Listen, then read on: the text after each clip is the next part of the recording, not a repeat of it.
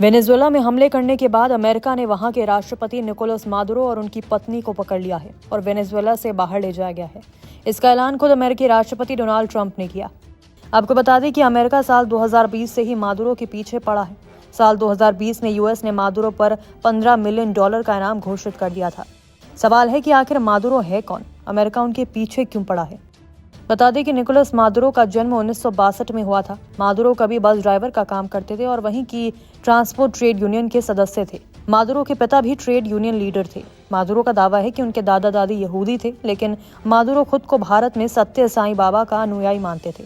वो वेनेजुएला के प्रमुख नेता हैं और यूनाइटेड सोशलिस्ट पार्टी से जुड़े हुए हैं। साल 2013 में वो देश के 53वें राष्ट्रपति बने। मादुरो का राजनीतिक सफर वामपंथी आंदोलन से शुरू हुआ और वो पूर्व राष्ट्रपति ह्यूगो चावेज के बेहद करीबी माने जाते थे। मादुरो 2006 से 2013 तक वेनेजुएला के विदेश मंत्री रहे।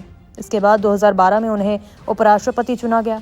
मार्च 2013 में ह्यूगो चावेज के निधन के बाद मादुरो को अंतरिम राष्ट्रपति बनाया गया। उसी साल चुनाव जीतकर वो स्थायी राष्ट्रपति बने। हालांकि उनका शासन विवादों से घिरा रहा। उनके कार्यकाल में वेनेजुएला को भारी आर्थिक संकट, महंगाई, जनता के विरोध प्रदर्शन, अंतर्राष्ट्रीय दबाव और कई प्रतिबंधों का सामना करना पड़ा। सवाल है कि अमेरिका से उनका टकराव क्यों है। अमेरिका लंबे समय से मादुरो की वैधता पर सवाल उठाता रहा है। अमेरिका ने उन पर मानवाधिकार उल्लंघन, चुनावों में गड़बड़ी और ड्रग तस्करी से जुड़े नेटवर्क को संरक्षण देने जैसे गंभीर आरोप लगाए। साल 2020 में अमेरिका ने मादुरो की गिरफ्तारी पर $15 मिलियन का इनाम घोषित किया। ये पहली बार था जब किसी मौजूदा राष्ट्रपति पर ड्रग ट्रैफिकिंग के आरोप में इनाम रखा गया हो। जनवरी 2025 में इस इनाम की राशि बढ़कर $25 मिलियन कर दी गई। इसके साथ ही वेनेजुएला के कई शीर्ष अधिकारियों पर भी कड़े प्रतिबंध लगाए गए। मादुरो की सरकार, सेना और सीमाओं पर भ्रष्टाचार की वजह से ड्रग तस्करों को खुली छूट मिली। यहाँ तक कि वेनेजुएला को हेवन ऑफ कोकेन भी कहा जाने लगा। कोलंबिया की मशहूर ड्रग लॉर्ड पाब्लो एस्कोबार का वेनेजुएला से सीधा व्यक्तिगत कनेक्शन नहीं था, लेकिन उनके मेडलिन कार्टेल के कोकेन तस्करी रूट्स में वेनेजुएला की भूमिका थी। एस्कोबार को कोकेन का राजा कहा जाता था, जो 1980 के दशक में दुनिया के 80% कोकेन की सप्लाई कंट्रोल करता था। वेनेजुएला की सीमा कोलंबिया से लगती है, जो दुनिया का सबसे बड़ा कोकेन उत्पादक देश है। सवाल है कि वेनेजुएला हेवन ऑफ कोकेन कैसे बना। तो पहला, कोलंबिया में बनने वाला कोकेन वेनेजुएला के रास्ते कैरेबियन, अमेरिका, यूरोप तक आसानी से भेजा जाता है। दूसरा, वेनेजुएला कोलंबिया सीमा घने जंगलों और दुर्गम इलाकों से भरी है। इन इलाकों में अवैध हवाई पट्टियां, छिपे हुए ड्रग रूट्स आसानी से चलाए जाते हैं।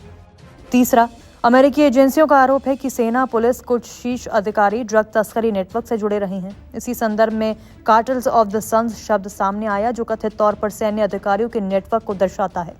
चौथा, वेनेजुएला खुद कोकेन का बड़ा उत्पादक नहीं है, लेकिन ट्रांजिट देश के रूप में इसकी भूमिका बेहद अहम है। यहाँ से ड्रग्स छोटे विमानों, समुद्री जहाजों, कैरेबियन द्वीपों के रास्ते बाहर भेजे जाते हैं। और पांचवा, आर्थिक संकट और राजनीतिक अस्थिरता के कारण कानून का प्रभाव कमजोर हुआ। ड्रग माफियाओं को काम करने की खुली जगह मिली।